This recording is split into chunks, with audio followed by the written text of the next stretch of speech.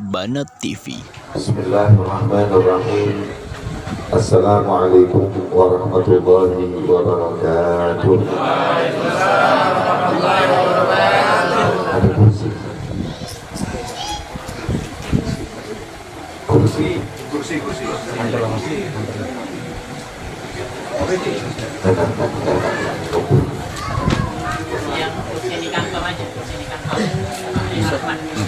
Alhamdulillahil malikil muta'al al-munazzali 'anil syuraka'i wal afdal alladzi bayyana li'ibadihi al-harama wal halal.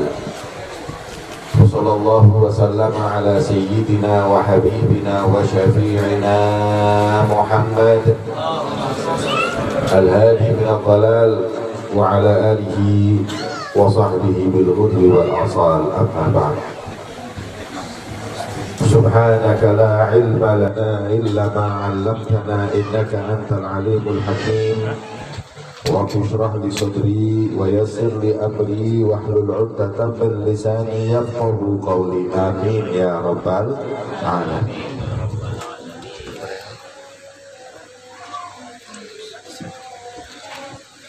Para habaib, para alim ulama, para asatid, para kiai yang dimuliakan oleh Allah Subhanahu wa taala. Wabil khusus kepada Al-Habib Abdul Qadir bin Ahmad Maula Jamila Al-Husain bin Taufiq Al-Habsyi yang saya muliakan dan saya hormati, Kiai Haji Mufti bin Kiai Nasihin, dan yang saya muliakan Sahibul Bait Khadim Hadal Ma'had Syarif Al-Ustaz Ridwan Hafizahullah, dan segenap para asatid yang lainnya, para hadirin hadirat kaum muslimin dan muslimat yang dimuliakan oleh Allah Subhanahu wa taala. Alhamdulillah, di malam yang mulia ini kita sama-sama berkumpul di tempat yang mulia, yaitu Pondok Pesantren Darul Ibtihaj, yang di sini insya Allah dibagikan warisan junjungan Nabi besar Muhammad Sallallahu Alaihi Wasallam, yang dengan warisan tersebut kita akan mulia di dunia sampai nanti di akhirat. Sebagaimana Allah Subhanahu wa taala berfirman dalam Al-Qur'an, yarfa'illahu alladhina amanu minkum walladhina utul ilma darajat. Allah berjanji mengangkat derajat mereka orang-orang yang beriman dan orang-orang yang menuntut ilmu. Nabi SAW beliau bersabda, innamal anbiya lam yuwarrithu dinaran wala dirhaman walakin warrathul ilma. Sesungguhnya para nabi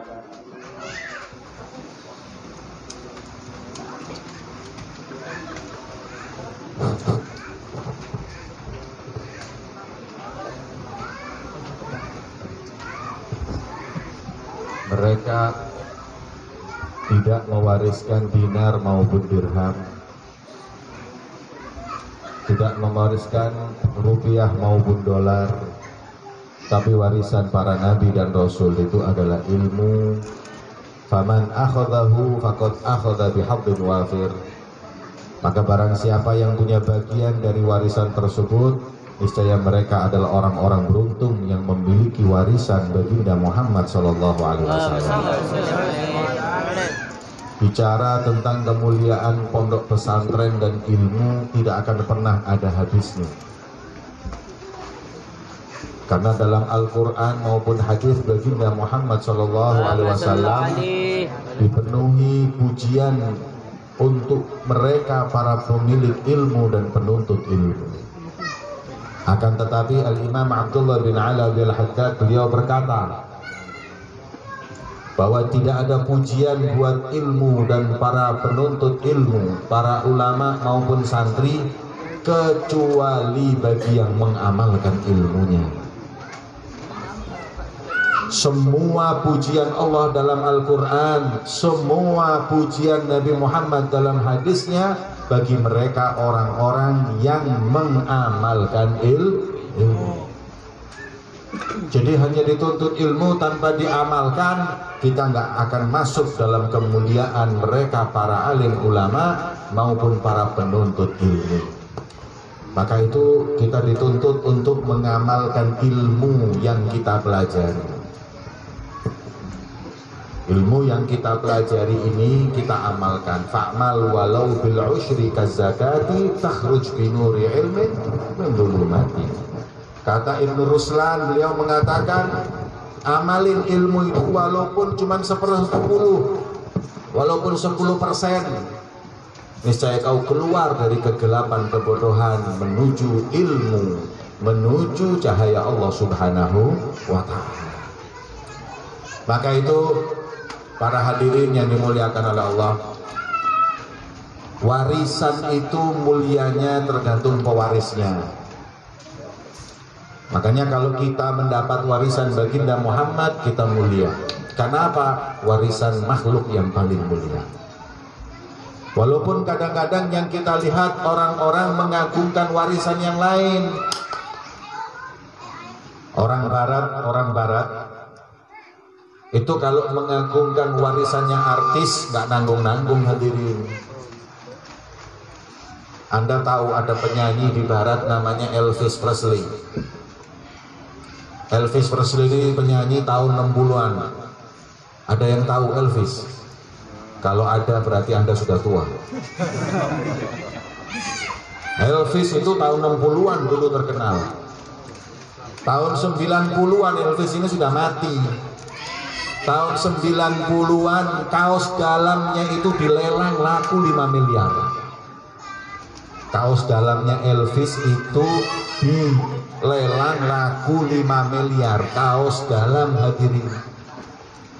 Mereka nggak lihat kaos dalamnya, tapi lihat siapa pewarisnya, yaitu orang yang mereka idolakan. Elvis jadi mahal. Padahal yang namanya kaos dalam itu mana punya harga hadirin. Coba kaos dalam sampean dibelelang, siapa yang mau beli buat gombal di rumah itu loh, buat lap. Kalau second nggak ada nilainya sudah dibuang. Tapi mereka berani membayar. Kenapa? Karena diagungkan, bahkan sesuatu yang nggak ada nilainya pun bernilai. Masya Allah. Ada lagi hadirin, beberapa tahun yang lalu, tahun sekitar 2000-an, pemain sepak bola asal Portugal namanya Cristiano Ronaldo datang ke Jakarta. Yang mau foto dengan baju dia bayar 5 juta, 1000 orang antri hadirin. 90% yang anti orang muslim. 5 juta dibayar tabarukan dengan bajunya Ronaldo radhiyallahu anhu itu hadirin. Masya Allah, berani bayar 5 juta hadirin, cuman pakai bajunya Ronaldo di foto. Itu 5 juta dibayar, 1000 orang antri. Kalau nggak dipatasin bisa lebih itu. La haula wala quwata illa billah. Warisannya Ronaldo 5 juta dibayar. TPQ warisan Nabi Muhammad sebulan hadirin 15.000. Sebulan tuh cuma 15.000 TPQ bayarnya itu. Dinaikin sama Ustadz 20.000 di demo sama ibu-ibu hadirin. Umat Islam ini nggak menghargai warisan Nabi Shallallahu Alaihi Wasallam. Warisan Nabi nggak ada harganya, 20.000 sudah mahal. Tapi kalau warisannya Fir'aun, warisannya Korun, mereka hargai. Warisan orang-orang yang nggak jelas hadirin, mereka agungkan. Padahal tidak ada warisan di dunia ini, bahkan sampai akhirat, yang lebih mulia dari warisan beliau baginda Muhammad. Kalau saya saat ini datang punya serbannya Rasulullah, kemudian saya sampaikan ke hadirin ini serbannya Rasulullah, kita rebutan. Kalau saya bilang bahwa ini adalah imamahnya Rasulullah, rebutan hadirin. Padahal serban dan imamah nggak ada nilainya. Warisan Nabi Muhammad ada di kitab yang kita pelajari itu. Itulah warisan beliau. Kenapa umat tidak menghargai bahkan menjauh dari warisan? mereka tidak kenal nabinya, mereka tidak mengagungkan Nabi kita Muhammad sallallahu alaihi wasallam. Allahumma shalli ala Muhammad. Maka dari itu saya ingin memberikan nasihat khususnya bagi para santri, para penuntut ilmu. Kalian dipilih oleh Allah Subhanahu wa ta'ala untuk mendapatkan kemuliaan, keagungan, menjadi pewaris beliau baginda Muhammad sallallahu alaihi wasallam. Yang kalau kalian sampai sempurna menuntut ilmu, jadilah kalian pewaris Nabi. Hingga dikatakan oleh Sayyidina Imam Sa'id bin Musayyib, man arada an yandur ila majalisil anbiya falyandur ila majalisil ulama fahum khulafa'ur rusul fi umamihim wa wurrathuhum fi ilmihim famajalisuhum majalis khilafatin nubuwah. Barang siapa yang ingin duduk hadir bersama para nabi, maka hadir dan duduklah bersama para ulama. Yang pengen dan rindu untuk duduk dengan nabi, duduklah dengan ulama. Makanya diriwayatkan Al-Habib Abdul Qadir bin Qutban ketika hadir di majelisnya Al-Imam Ali bin Muhammad Al-Habashi, keluar dari sana beliau ditanya, wahai Habib Abdul Qadir, dari mana kau datang? Min aina ji'ta? Dari mana kau datang? Beliau mengatakan, ji'tu min indi Rasulillah. Saya datang dari Rasulullah. Habib, mana Rasulullah? Tahun berapa? 1000 tahun yang lalu kau katakan datang dari majelisnya Rasulullah. Maka beliau mengatakan, bukankah majelis yang di situ ada warisan baginda Muhammad adalah majelis Nabi Muhammad? Saya nggak lihat Habib Ali Habsyi, saya lihatnya adalah Rasulullah. Karena tidak lain, kata Sa'id bin Musayyib, yang ingin hadir majelisnya Nabi, hadirlah majelisnya para ulama. Kenapa? Fahum khulafa'ur rusul. Mereka adalah khalifah para rasul dalam umatnya, meneruskan perjuangan para rasul di umatnya. Wa wurrathuhum fi ilmihim, mereka pewaris ilmu para nabi dan rasul. Maka majelisnya adalah majelis peninggalan kenabian Nabi Muhammad sallallahu alaihi wasallam. Maka itu persiapkan diri kita ini untuk menjadi pewaris beliau baginda Muhammad sallallahu alaihi wasallam. Dengan kita belajar dan mengamalkan. Orang kalau mau jadi pewaris Nabi itu harus mempunyai 3 asas, 3 prinsip yang harus ditekankan. Yang pertama, nuntut ilmu jangan setengah-setengah. Ada 2 hal yang nuntut gak boleh setengah-setengah: ilmu syariat dan ilmu kedokteran. Ilmu kedokteran itu jangan setengah-setengah nuntutnya, nanti salah hadirin. Obat asam urat diberikan ke obat diabetes, ya akhirnya nggak karu-karuan, pasien nggak sembuh malah mati lagi. Ini kalau dokter setengah-setengah ilmunya bahaya, pasiennya mati. Ulama juga gitu, nuntut ilmu jangan setengah-setengah, ngasih fatwa yang mestinya halal jadi haram, yang haram jadi halal. Makanya itu hati-hati. Ini semua karena apa? Nuntut ilmunya setengah-setengah. Nggak boleh nuntut ilmu setengah-setengah. Makanya kata ulama, akhi lan tanalal ilma illa bisittatin sa'umbika an tafsiliha bibayanin. Wahai saudaraku yang mau nuntut ilmu, aku berikan kepada kalian 6 hal. Sa'umbika an tafsiliha bibayan. Aku berikan penjelasan ini. Apa? Yang pertama, mau nuntut ilmu itu syaratnya zakat. Apa? Zakat, pinter. Kalau mau nuntut ilmu syaratnya pinter. Paham? Ini kadang-kadang Masya Allah punya anak 4 yang paling goblok masukkan pesantren. Kalau yang pinter-pinter suruh belajar ilmu kedokteran, suruh belajar ilmu bumi, suruh belajar ilmu ini, Masya Allah. Tak kasih tahu. Yang goblok suruh ngurusi Quran. Yang paling pinter disuruh ngurusi laboratorium, ngurusin tai, ngurusi barang najis. Ini nggak paham saya.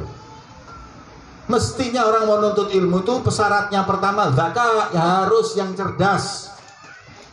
Tapi alhamdulillah, walaupun yang paling goblok ditaruh pesantren, tapi keluar paling manfaat yang lulusan pesantren hadirin. Saya punya saudara 12. Semuanya minimal S1, S2 sampai S3. Belum ada yang S20 kayak Samsung. Tapi yang nggak S1 cuma saya. Dulu saya nggak S1. Sekarang ditawari hadirin. S1, S2 gratis saya. Mau cuman ijazah nggak ada nilainya itu. Yang penting itu ilmu. Maka daripada itu hadirin, zakat. Nah kalau zakat ini saya kasih jacaan. Bagi yang zakatnya kurang, yang kurang pinter ini, yang kalau ngapal hilang terus, saya kasih bacaan. Tapi sebelum saya kasih bacaan, saya kasih tahu kalau apabila kita sudah semangat tapi nggak hafal, ini baru kita harus berusaha. Tapi kalau nggak semangat tapi nggak hafal-hafal, ini yang masalah pada dianya. Ada orang datang ke Habib Abdullah bin Umar Syatiri, Habib, saya ini ngapalin nggak hafal-hafal, Beb, terus mau apa? Pulang kawin. Itu kan dalilnya santri kalau mau pulang. Pusing tuh, taklim nggak masuk, terus mau apa? Zuat, kawin. Orang dulu tuh nuntut ilmu 20 tahun, sekarang nggak ada, 4 tahun, 5 tahun udah mikirnya kawin semua gitu. Padahal dzubihal ilmu baina afkhadin nisa, ilmu itu hancur dikempit pahanya perempuan hadirin. Maknanya kalau sudah kawin ilmu hilang hadirin, semangat nggak ada udah.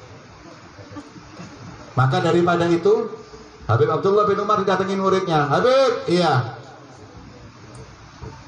saya ini belajar nggak hafal-hafal, sekarang saya mau pulang ke Indonesia. Katanya Habib Abdullah, kenapa nggak hafal? Nggak tahu, sudah saya pusing, pokoknya saya mau pulang, saya bodoh. Kata Habib Abdullah bin Umar, sebentar, ibu mengirim surat berapa bulan yang lalu, coba ambil baca. Suratnya ibunya diambil, disuruh baca. 5 lembar surat dari ibunya dibaca. 1 lembar, 2 lembar, 3 lembar, 4 lembar, ketawa sendiri, pegang kepala sendiri. Zaman dulu belum ada WA, nggak ada HP, nggak ada apa, pakai surat tadi. Selesai semuanya, ditanya sama Habib Abdullah bin Umar Syatiri, gerak risalah, sudah baca? Itu surat dari ibu, sudah. Apa bilang ibu? Cerita. Yang pertama bapak kemarin gini, kemudian ini gini. Katanya Habib Abdullah, subhanallah, baca 5 lembar sekali langsung tahu semua, hafal. Kemudian, oh iya ya, kok bisa ya? Mau tahu kenapa sebabnya? Li'annak ente lamma tagra risalat ummak bil farah. Kau baca risalah surat ibumu dengan bahagia, dengan cinta dan rindu, dan itu tidak kau dapatkan ketika membaca hadis Nabi Muhammad. Kalau kau baca hadis Nabi mengatakan ya risalah habibi, ini risalah suratnya kekasihku Muhammad, sekali langsung kau akan hafal.